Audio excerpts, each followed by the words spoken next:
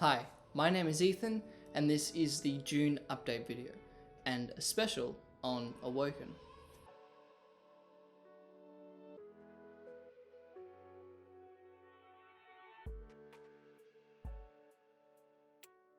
So, we've just passed the middle of June, which was the launch date for Awoken in 2019, a little over a year ago. In that time, a lot has changed in regards to Awoken, Lifestyle Games, and myself. Since this video is all focused on Awoken, I'm going to talk about Awoken's creation, full honesty about the 2019 Kickstarter, why I believe Awoken is still an awesome project that people will really want to play, and then answering a number of questions I've been asked over social media from you guys.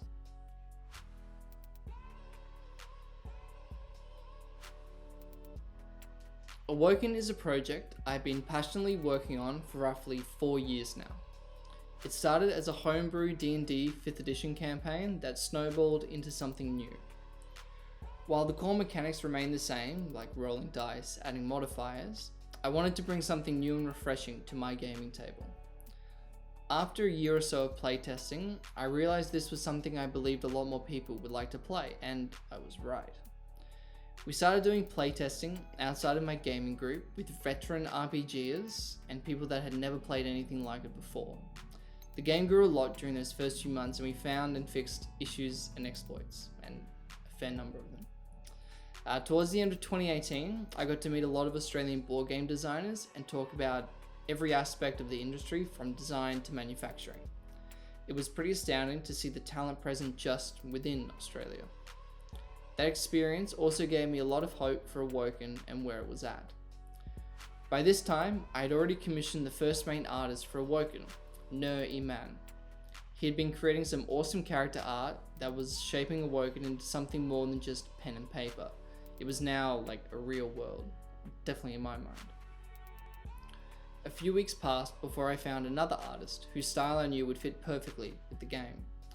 This was when we started working with Nick Morales, and man, has he done some fantastic pieces for the game. You'll see his art in the current item cards, the main logo, and the guild board.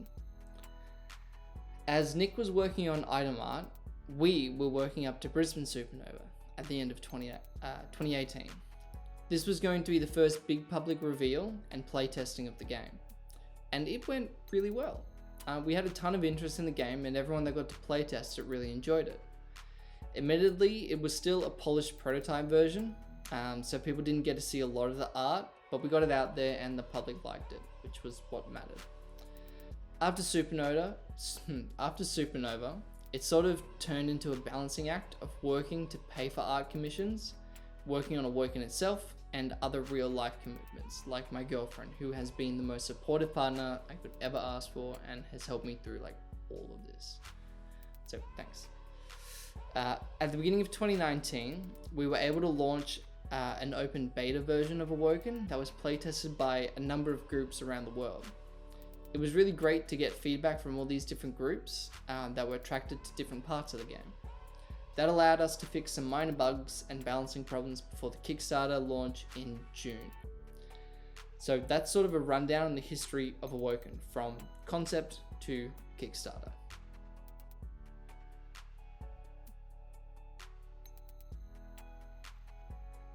Now to talk about the campaign.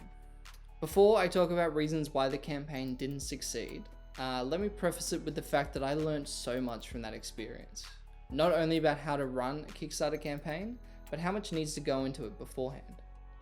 Preparations were immense, but I know I still didn't do enough. That brings me to the first reason we weren't able to make the funding goal: a lack of action on my part. I personally enjoy designing and playtesting, working on all the creative parts of game design. But at the time of the campaign last year, I didn't have a business-centered mind.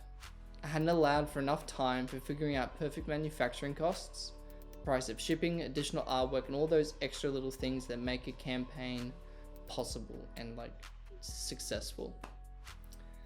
At the time, the advice I had based on funding was sound, but it was sort of sound for a product launch, not a Kickstarter campaign.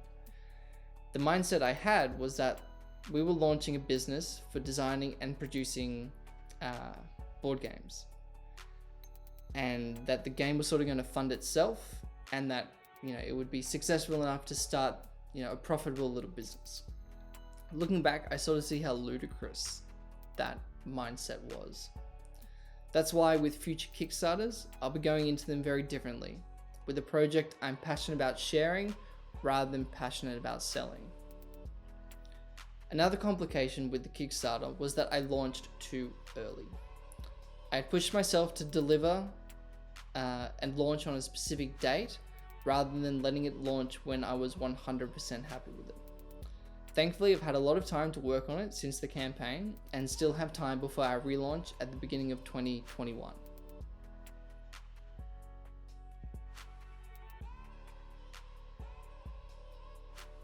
Three major things I think make Awoken stand out and why I think people really want to play it all center around story crafting.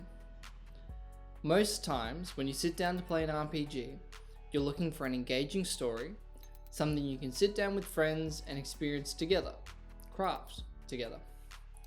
I believe three specific mechanics really showcase how Awoken offers that to a strong degree. Firstly would be character crafting, how you're not bound by any set tropes when choosing one of the 10 classes. If you want to be a knife-wielding mage that's bloodthirsty and evil every Wednesday but is good every other day, that is totally fine to do. With no locking in of weapon proficiencies or alignments, you're free to act however you wish, but there are consequences to your actions.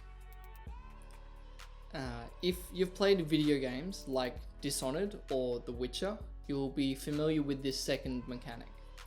Similar to those video games, where you can see consequences during gameplay, the righteousness point system allows players to see how their actions directly affect the world around them.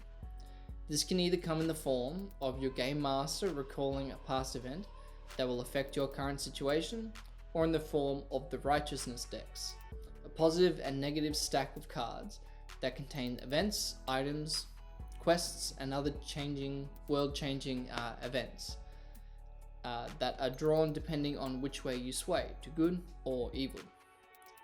The last mechanic that adds a layer of depth to storytelling is class progression.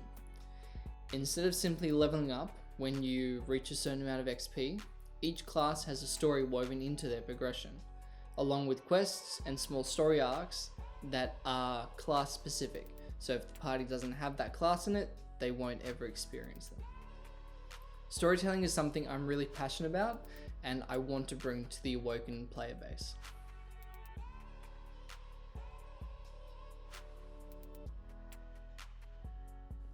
Now to the questions. These are questions we've been asked on our social media pages like Facebook or Instagram. We'll also be posting an answer to a question every week, so if there's anything you'd like to know, pop on over to one of those and ask away. First question. What lessons have you learned from your previous Kickstarter and how will you use them to improve? Definitely the biggest lesson was learning the value of a good and thorough starting point. When we launched, it wasn't ready in terms of game polish or the business side, so I will definitely be improving that for the relaunch and other projects for this year. Second, what is the biggest change / upgrade you've made to Awoken since the last Kickstarter campaign?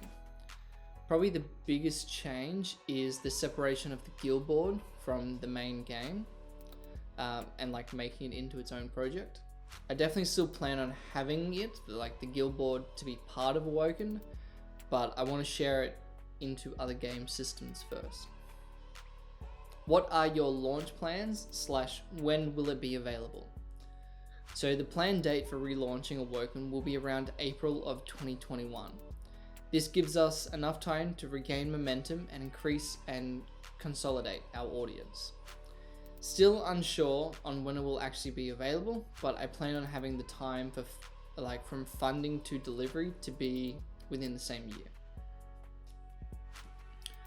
What made you choose a card-based inventory system?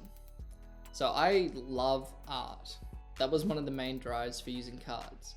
Also, I love the idea of being able to physically hold what you've collected. like it's actually yours rather than a few words on paper. I also was never a fan of having to figure out weights and what you could carry, nor did I like just ignoring it. So the card system seemed like a good alternative and a pretty one at that.